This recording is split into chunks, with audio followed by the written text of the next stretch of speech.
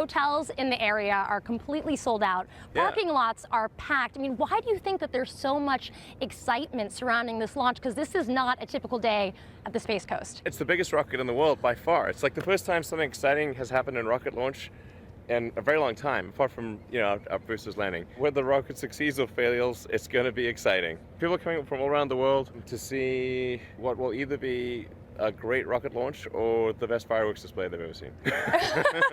When you guys were first trying to land the booster from Falcon 9, you likened the difficulty level to balancing a rubber broomstick on your hand in the middle of a windstorm. Right. So how would you categorize the difficulty level of this launch? Well, it's kind of like balancing 3 rubber broomsticks in a windstorm. So the most thing I'm most worried about on ascent is that you've got these 3 rockets which are, even though they look stiff, they're kind of floppy under these high loads. So you could have the body's bending and smacking into each other. You've got unbelievable sound levels and vibration levels. 5 million pounds of thrust is 18 747s at full blast. Yeah, so that's this is a really crazy amount of power going through this, and it's really a miracle that that rocket holds together at all. The separation system that tosses off the side boosters has never been tested before in space, so that's going to be a big deal for that to work. And then, even once it's in orbit, it's going to be the longest coast mission we've ever done. So it's going to be coasting for 6 hours in just blackest space, deep in a vacuum.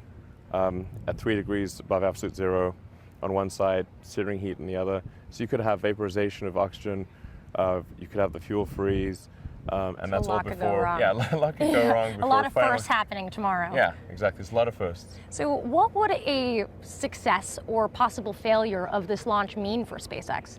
Well, I think let's focus on the success.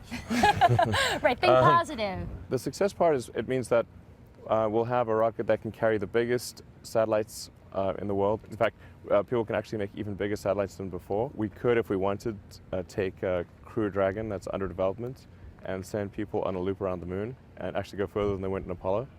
These are all possible with Falcon Heavy. Washington is paying very close attention to this launch. Even Mike Pence's chief of staff tweeted that a successful launch could have, quote, major positive ramifications for the U.S. space industry. Right. So what do you think those ramifications could look like? Apart from the obvious stuff like providing competition for national security space launches, it will mean that there's a U.S. heavy lift rocket that's the most competitive in the world.